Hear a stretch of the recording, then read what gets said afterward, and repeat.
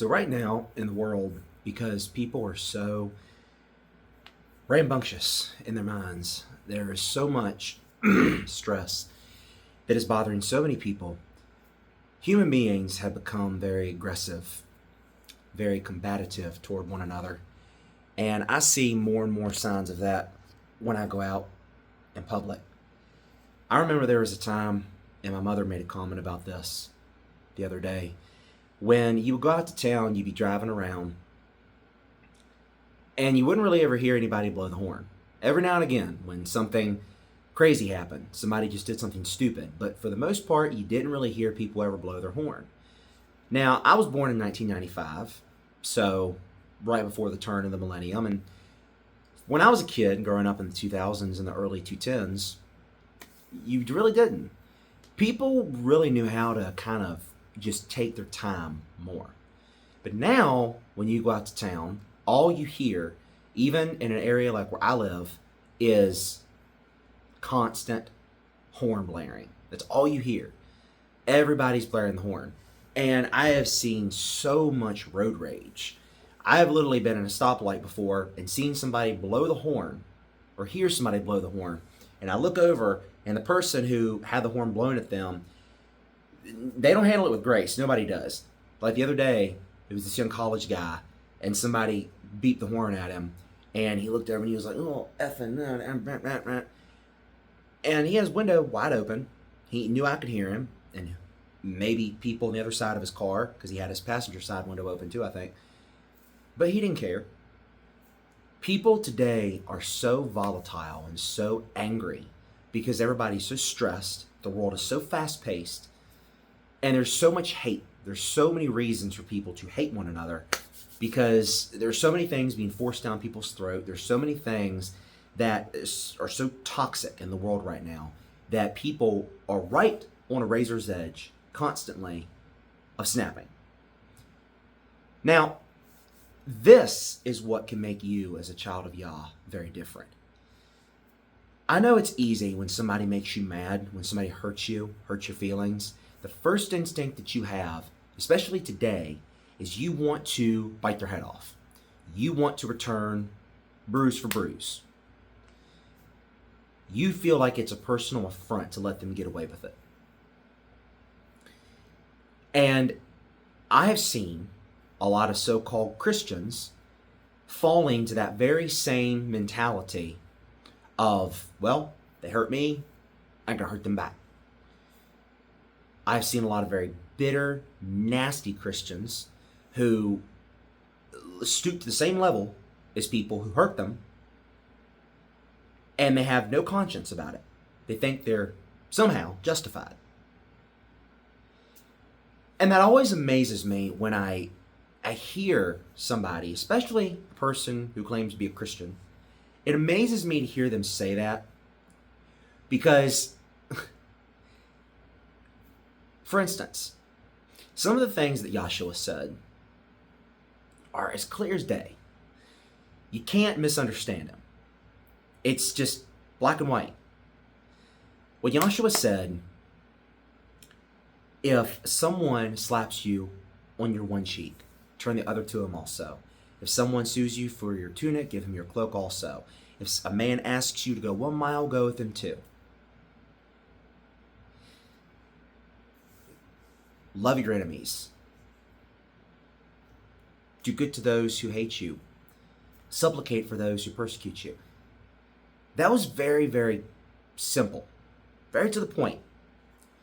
Now, I have before covered that when Yahshua said you're to turn the other cheek if someone slaps you, it doesn't mean that if you have to stand up and fight for a very important reason, that you just lay down and be a pacifist. Yahshua didn't teach people to be pacifists. What he taught people by saying if you live by the sword, you die by the sword. If your first instinct to everything is to take your gun in your hand or your proverbial sword in your hand and take vengeance, you're living in a very dangerous way of self-retribution and vindication. Because you essentially, in your actions, believe that you can revenge yourself better than your Almighty Father can. Yahshua did not teach pacifism. Yahshua taught restraint, which is something people have a lot of issues with. And those words he said, you can't twist. They're very, very, very, very simple, to the point. I will again break down in very simple terms to you what it means to turn the other cheek in almost any situation. If anybody says something to me, if anybody calls me a nasty name, anybody, I have no right or no reason to return fire, verbally or physically. They're just words. That's it. If somebody does anything to me short of hurting my loved ones, trying to physically take something that is mine, trying to do me harm, unless somebody's trying to do true damage and hurt to me, I have no reason, there's no good reason to retaliate. Because most of the time, 90% of the time, when you retaliate against somebody, it's for no reason, no purpose, no good. If someone says a mean word to you, who cares? If somebody gyps you out of some money, but it doesn't drain your bank account, it doesn't take your home from you, hey, you know what? Father will render upon you retribution for that. If I go somewhere and I forget something and I leave it behind and somebody comes along and steals it, hey, you know what? If I'm walking in town somewhere and somebody shoulder butts me, unless they turn around and they hit me and they try to beat me up, it's a shoulder butt. Who cares? Who cares? It's not a knife. It's not a punch to the jaw. It's not a gun drawn on me. But in the most menial situations, when the smallest amount of offense is rendered to a person, people are ready today to go to war over it and fight. I have seen people willing to go to arms with someone or against someone and all but whip out World War III against them just because they insulted them or disrespected them.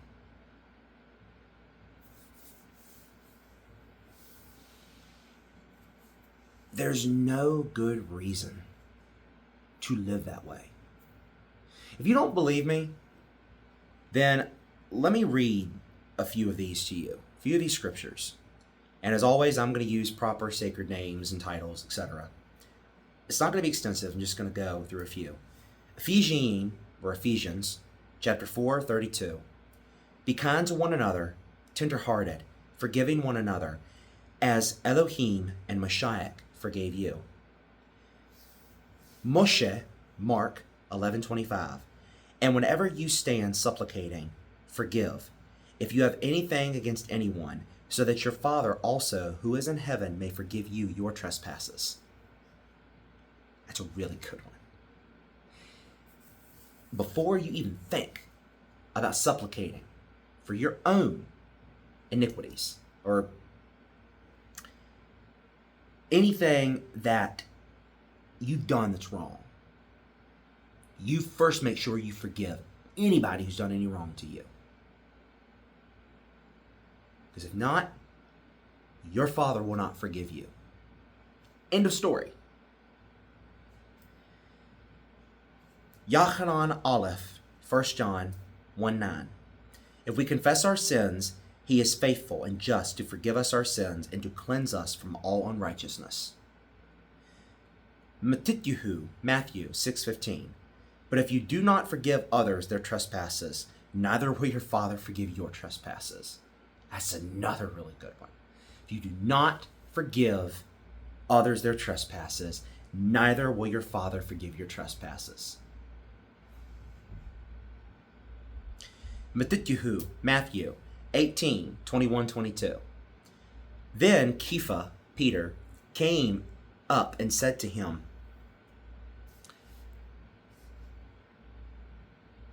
and I'm going to use the Hebrew for this instead of the Greek. The Greek will be kurios for master, but I'm just going to say the English master. Master, how often will my brother sin against me and I forgive him? As many as 7 times? Yahshua said to him, I do not say to you 7 times, but 77 times. So it doesn't matter how many times you forgive that person. 7 times isn't 1 time, 2 times, 3 times, 7 times isn't enough. 77 times you forgive. Basically, it means you forgive and forgive and forgive.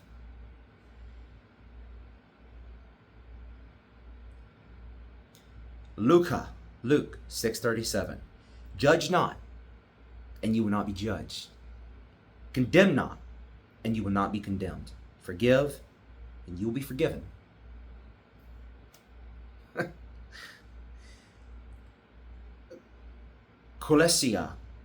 Colossians 3:13.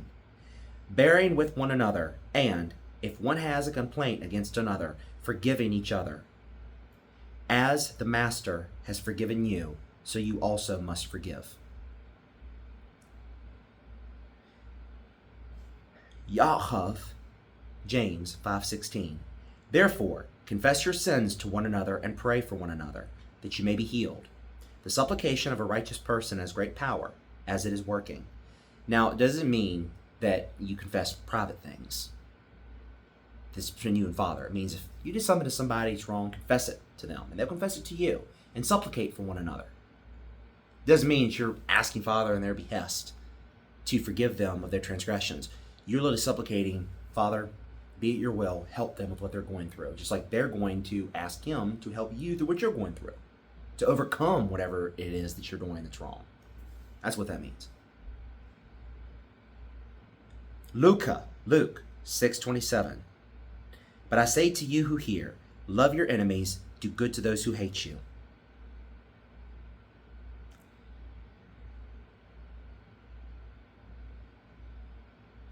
Man, I love this. Mishle, Proverbs 10:12. Hatred stirs up strife, but love covers all offenses. See, that's a really, really, really, really good one. If you handle somebody, I don't care what they've done to you, if you think badly of them, you speak badly of them, you act nasty toward them, if you return hatred for hatred, then just as it says right here, that hatred is going to stir up strife, meaning trouble and contention. It's not going to make what you're going through better. It's going to make it worse. Far worse. I could go on and on and on, but I don't think really any need. That really kind of speaks for itself.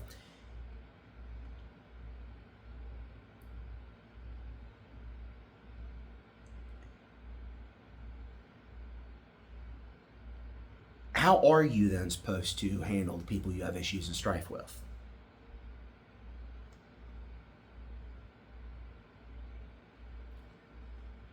If you're not supposed to return fire, be nasty, how are you supposed to handle them? I know it's easy to feel like when somebody does something to you, you need to take matters into your own hands. And some people will rightly point out and they'll say, well, Father uses all kinds, and He'll sometimes use people to render justice upon other people. That's true. However, like He used Yahweh, David, to render His retribution and His vengeance upon pagan peoples. Father will sometimes use a person to render justice upon another person. It's true. But that person He uses is always going to be an unbiased party. They're always going to be clear of guilt themselves. It's not going to be a personal fight. He's not going to use somebody to recompense judgment on someone else or other people if that person has a personal investment in it. And that's something the Father has really, very recently, revealed to me.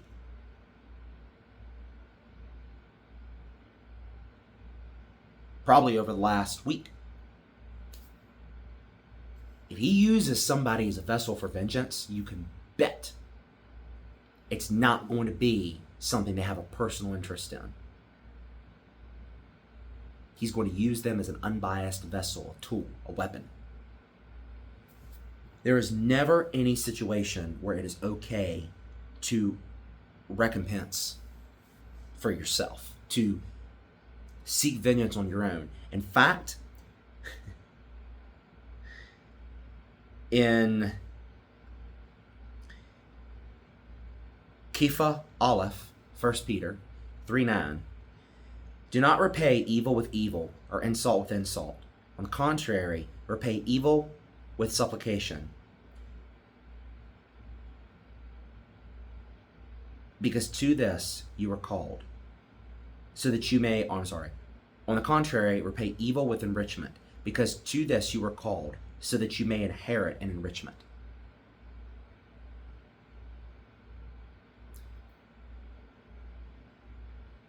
So if you repay somebody for their evil,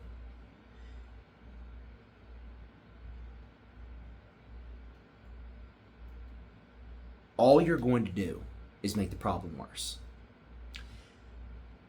But if you repay that evil with good, with enrichment, even if that enrichment is just being nice to somebody, being kind in the face of their hatred, their nastiness, then if you do that, you yourself will inherit an enrichment from Father.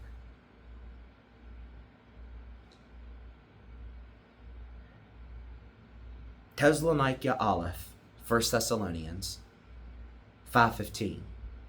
Make sure that nobody pays back wrong for wrong, but always strive to do what is good for each other and for everyone else. Again. Corinthia Bet, 2 Corinthians 13:11.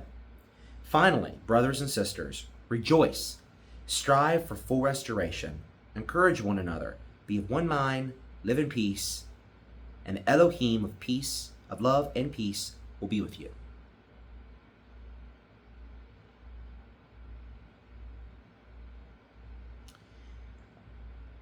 Thessalonica Bet, for 2 Thessalonians 1:8. He will punish those who do not know Elohim and do not obey the Besorah, or gospel, of our Master Yahshua. So again, saying that Father will punish. Father will punish. Deuteronomy 32:35. It is mine to avenge.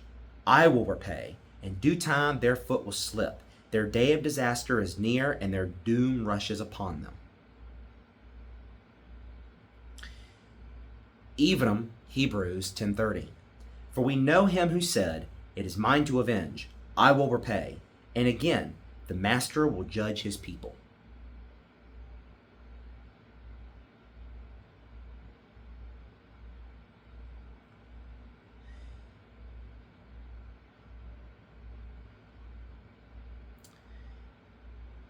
Wayikra, Leviticus 19:18. Do not seek revenge or bear a grudge against anyone among your people, but love your neighbor as yourself. I am Yahweh.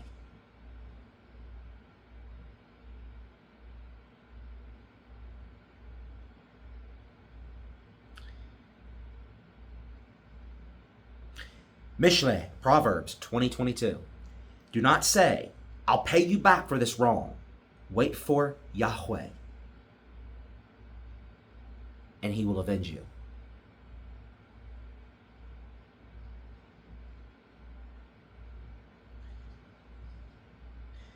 Romans 12:18.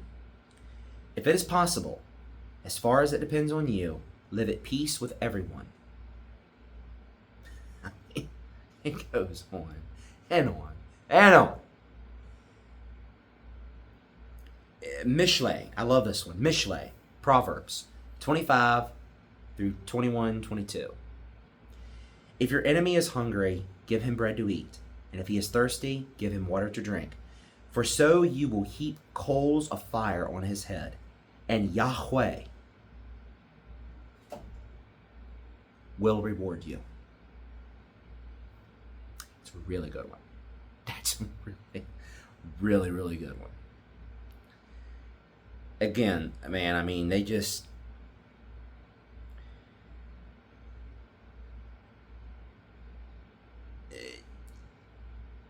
Kifa Aleph, 1 Peter 4:8. And above all things, have fervent love for one another, for love will cover a multitude of sins. And the last one I'll read to you is from Mishle, Proverbs 24, 17 through 18. Do not rejoice when your enemy falls, and do not let your heart be glad when he stumbles, lest Yahweh see it and it displeases him, and he turn away his wrath from him. So not only are you very obviously not supposed to recompense yourself and take vengeance, but you're not even supposed to rejoice when you finally see something bad happen to your enemy. Because if Father sees you rejoicing over it, he may turn from his wrath on that person, turn it away.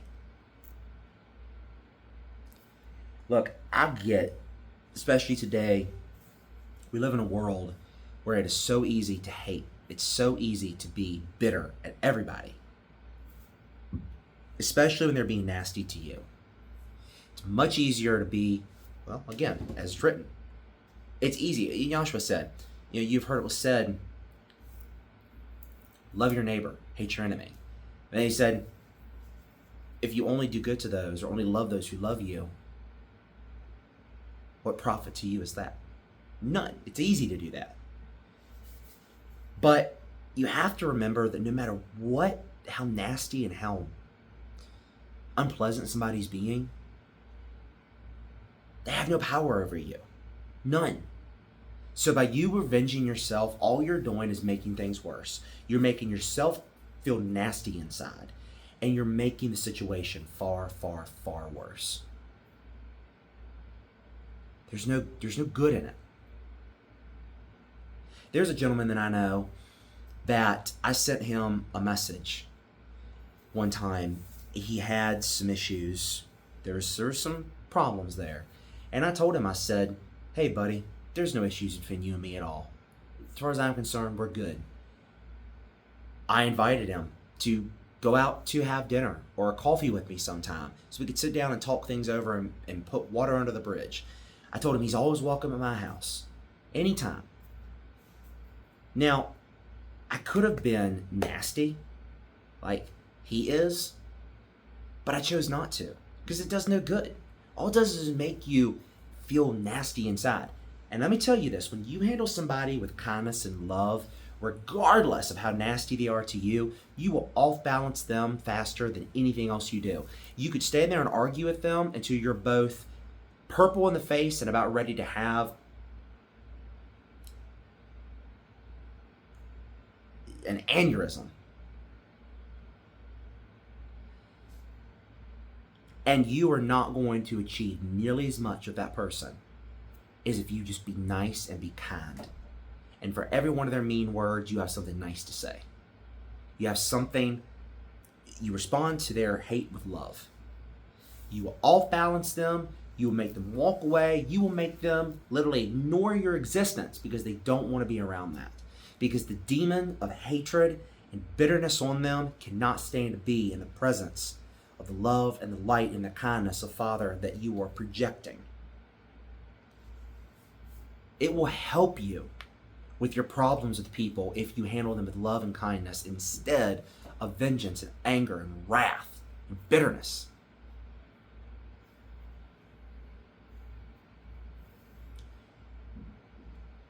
Be kind. Be loving. Show those acts of kindness in the face of their nastiness, their hatred. And you will do so much good. You will completely diffuse that situation. Because again, Joshua didn't stutter.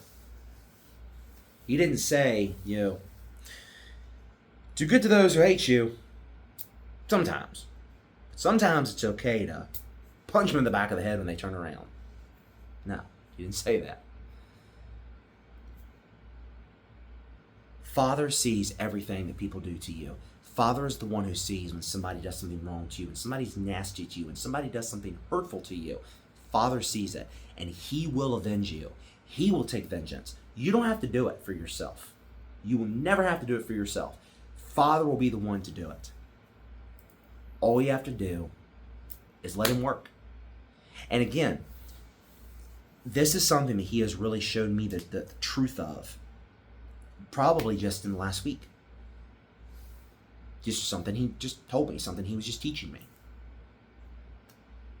So I hope this helps you, because I'm sure there are people in your life right now that you're having a lot of issues with. I'm sure there's a lot of people right now that make you want to bite nails. But trust me when I say, handling them with the same measure of hatred and anger, and bitterness that they might be showing you is not going to make it any better for you or for them. Try this sometime. Try being kind and being nice, even in the face of their anger and their nastiness. Try it sometime. And I guarantee you, you are going to see a massive difference. Doesn't mean you're going to win them over. Doesn't mean they're going to like you. Doesn't mean it's going to change things between you two. But what it will mean is they are going to get tired of dealing with you. They are going to get tired of talking to you. They will walk away. Because they can't get a rise out of you. The demon that is on them can't get a rise out of you. So therefore, it's not going to stand there and waste any more time with you. Try it sometime. You will see the benefit of it. I guarantee it.